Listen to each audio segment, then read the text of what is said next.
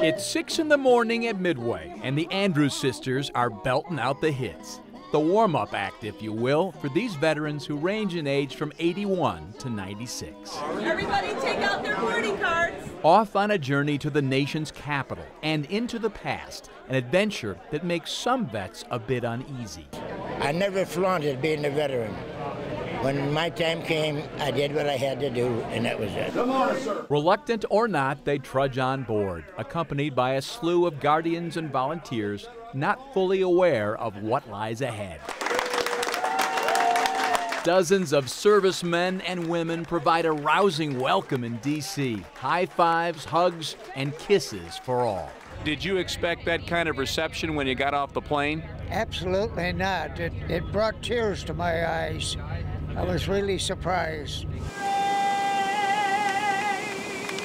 First stop, the World War II Memorial for a special ceremony. Finished just 6 years ago, the memorial honors the 16 million who served and the 400,000 who gave their lives. I couldn't even dream what it was going to be like. I was speechless when I saw it. This memorial stirs up memories more than 6 decades old. It's emotional, it's moving, and it's an experience I had hoped to share with my dad. My dad fought in Europe in the 94th Infantry. Sadly, he didn't live long enough to make this trip, but you know, I see him and I hear him in the faces and voices of the veterans I've met here today. Veterans like Glenn King from Naperville, an Air Force bombardier navigator who served in Europe. He still thinks of those friends who never made it home. You know, as you go through school, through high school, you end up with your best friends. 3 of my best friends didn't make it. Evanston's Carl Hatfield was a chaplain in the Army and the Air Force. He remembers in a lighthearted way how he hit the ground running the moment he reached Europe. I didn't take my clothes off for 1 month. Couldn't be going so fast. And we go say, how are you today?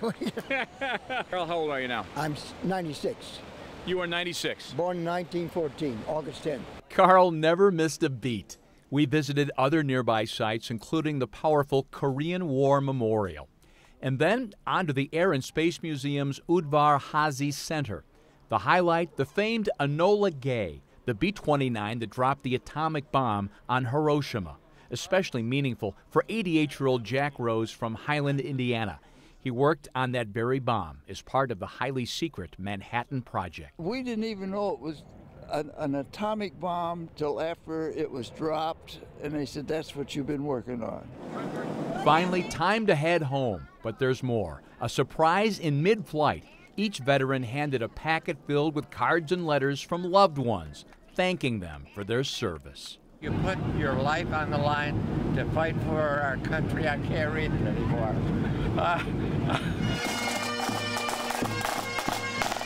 Just when you thought it was over, the day reaches its climax. Thank you very much. A welcome home celebration unlike any of us could have imagined. Hundreds of screaming, adoring fans, and the tears began to flow. And the families, they came prepared with posters, personalized T-shirts, and banners for the heroes in their lives. I absolutely can't put it into words, actually. This thing is the most beautiful thing I ever saw in all my life. Fantastic. I think I'm not walking, I'm floating. I'm floating. These people are fantastic. They're the heroes, not us. A day none of us will ever forget.